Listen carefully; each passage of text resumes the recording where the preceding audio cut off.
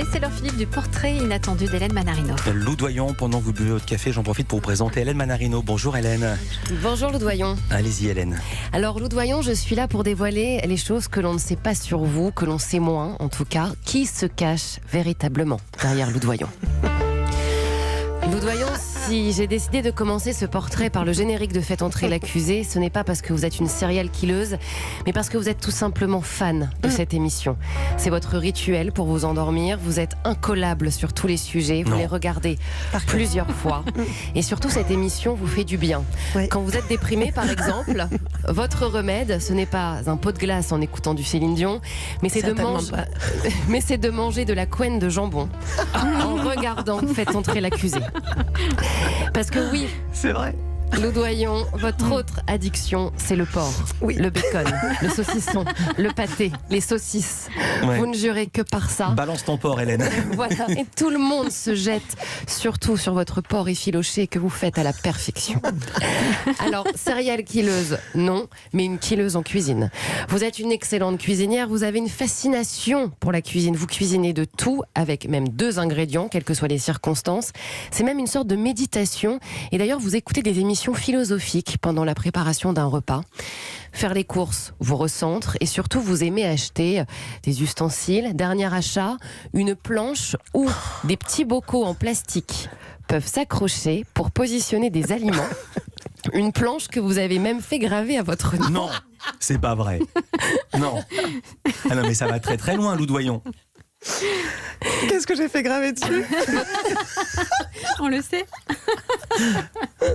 Allez-y. Chez Loulou. Chez Loulou, voilà. Et votre rêve, vous pouvez le dire ce matin, Loudoyon, c'est d'ouvrir un restaurant. Et oui, c'est plutôt logique d'ailleurs, puisque le premier mot que vous avez prononcé, c'est le mot beurre. Ouais. Alors votre côté cuisinière va avec votre grande générosité. D'ailleurs, votre filleule vous surnomme Marraine la Fée. Alors, faisons entrer désormais votre passion pour les animaux. Enfin, les bulldogs. Vous aimez tellement ça que vous suivez tous les comptes Instagram de cette race de chiens. Vous avez aussi été un peu taxidermiste puisque vous aviez notamment une oie empaillée. Et un jour, vous rentrez tranquillement chez vous. Vous découvrez de grandes plumes partout. Vous pensez donc à un cambriolage, logique. Mais non, c'était votre chien qui l'avait mangé. C'est vrai. C'était d'une rare violence. Et là, Loudoyon, vous avez aussi un lien indéfectible avec le Japon. Vous aimez faire déjà des petites maquettes japonaises de 15 cm, pas plus.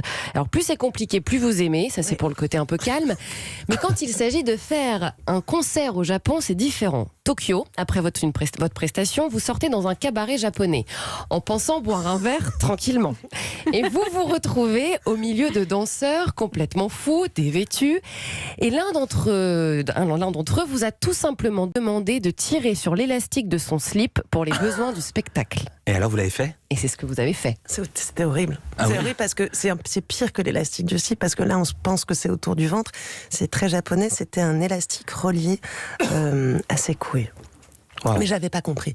Et on m'a filé l'élastique et j'ai tiré, tout le monde faisait ha, ha, ha. Donc je tirais de plus en plus, je trouvais ça merveilleux, j'étais ivre morte au saké. Et là j'ai lâché et d'un coup j'ai entendu un hurlement, les lumières se sont éteintes et puis quand les lumières se sont rallumées, le pauvre type était violet et dansait un tout petit peu comme ça et je l'ai castré. Ouais, j'espère que ce qu'il aura un enfant un jour, je sais pas. Ah, parce que vous avez tiré pour serrer. Ben je sais, j'avais pas compris que c'était relié à son... pour ouvrir, mais quelle horreur! Ah bah oui, non mais c'est d'au moins la taille du studio. Une aventure. Et j'ai lâché et d'un coup, Alors, parce que vous êtes une bonne joueuse quand même, Loudoyon, incollable et très forte au Time's Up ou au petit bac, sans tricherie, fair play, c'est rare, il faut le souligner quand même. Et joueuse, je dirais même karaokeuse. Eh bien oui, j'invente le terme pour vous, mais vous aimez ça. Mais attention, les karaokés avec des musiciens en live, c'est très important. Et vous êtes incollable, mais incollable sur les paroles de MC Solar. Je suis l'as de trèfle qui pique ton cœur. L'as de trèfle qui pique ton cœur. Trop bien. L'as de trèfle qui pique ton cœur. Caroline. Mais l'hymne de votre vie, c'est ça. Ah, ça c'est Doumé. Vous avez parlé à Doumé. Alors comme une vraie rockstar, vous avez des rituels avant de monter sur scène. Il faut que votre loge soit bien rangée, bien propre. Et une fois que c'est bon, vous pouvez fermer la porte et monter sur scène avec vos petits gris-gris dans la poche. Ça aurait pu s'arrêter là, mais vous avez décidé d'aller encore plus loin dans la musique. Et alors on va tous se préparer à la révélation. J'ai même envie de vous dire, on va se donner la main parce que le contraste peut être violent. En ce moment, Lou Doyon, vous vous réveillez avec des musiques dans la tête. Elles vous accompagnent. Et dernièrement, c'est celle-ci.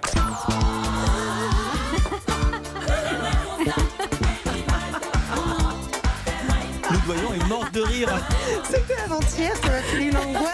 Je me suis réveillée, souvent j'ai des musiques, mais je sais pas ce que c'est. Et j'ai dit à mon mec, j'étais à mais qu'est-ce qui t'arrive? Alors, pas de honte, hein. Vous avez raison.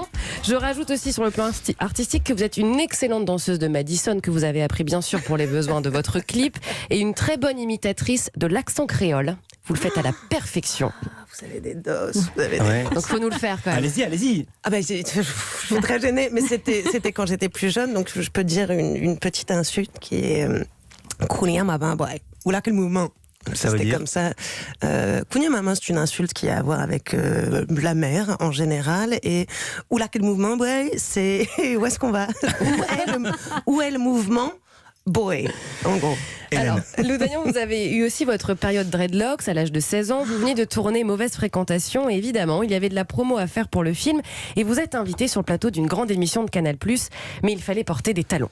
Sauf que vous n'en aviez jamais mis de votre vie. Et vous avez dû passer un après-midi pour vous entraîner. Vous avez pris un cours express donné par votre ami Dominique pour pouvoir porter des talons ce jour-là.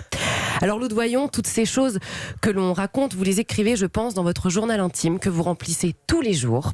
Quand vous n'écrivez pas votre vie, vous aimez aussi vous plonger dans les livres scientifiques. Mais alors j'ai beau vous raconter toutes ces histoires, toutes ces anecdotes, je n'ai pas le talent de votre idole. Je ne peux pas rivaliser aujourd'hui. Vous vous endormez donc avec lui tous les soirs. Vous pouvez lui parler parfois. C'est devenu un peu votre moitié. Alors il est là pour vous, Monsieur Christophe Ondelat.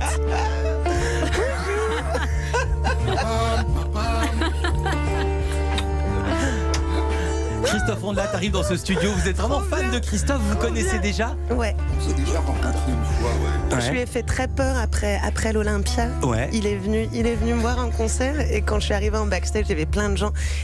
D'ailleurs, ma copine Sophie Calle était extrêmement vexée. Je lui ai à peine dit bonjour et j'ai vu que ça fait... J'étais dans un état, mon père mort de rire, qui le sait, était là et me faisait des signes pour montrer. Mon fils est rentré, s'est arrêté, Ah oui, est son devenu fils aussi, blanc. qui a quoi, 17 C'est ans, ça, hein, ouais, c'est- qui est devenu blanc en disant c'est Christophe. Et on a fait des photos. On a fait des photos ensemble, et effectivement, c'est très étrange parce que j'ai l'impression qu'on se connaît, qu'on se connaît très bien. Ce qui est rigolo, c'est que moi, je suis fan d'elle. Ouais. C'est-à-dire que je suis allé à son premier concert oui. de toute sa carrière. Ouais, c'est ça, À son premier Flèche concert d'Or. à Paris. Donc, Ouais. la Flèche d'Or, on avait réservé 6 mois à l'avance pour avoir les places. Donc, c'était vraiment. Ah, par hasard, vous connaissiez pas Ouais, avant? on se connaissait Comme pas. fan. Mais on a un petit point commun, c'est que son mari est basque. Ouais. Voilà. Et donc, ça aide au contact aussi. Ouais. Et c'est lui qui est l'organisateur de cette rencontre. Voilà, Et Nicolas. sinon, vous la trouvez comment mentalement? Vous avez connu des cas un peu spéciaux dans votre émission? Eh ben, moi, alors, en plus, cerise sur le gâteau, moi, je suis fan de sa mère depuis tout petit. Ouais. Je la suis depuis ses premiers concerts. Je suis un fan absolu de Jane. C'est à peu près la seule chanteuse dont je peux dire que je suis fan. D'accord. Je l'ai vue sur scène, ce qui est quand même assez rare, puisque je l'ai vue dans ses premières scènes, alors qu'elle n'avait jamais chanté sur scène. Non, mais la question Voilà. portait sur l'état Eh mental ben, de donc, Lou je Doyon. connais déjà Qui l'état mange de la mental de couenne. Jane. Je viens de comprendre. Et Jane est délicieusement sautée. Et j'adore ça. J'adore ça, moi, en fait. J'aime ce genre de folie. Donc, j'aime Lou comme j'ai aimé Jane, en fait, pour la même raison. Elles sont toutes les deux un peu sautées du caisson, mais c'est agréable. Merci beaucoup, Christophe Ondelat. Sauter, évidemment, comme les patates. Merci d'avoir été avec nous, Lou Doyon. Vous partez pas. Oui, Christophe Ondelat.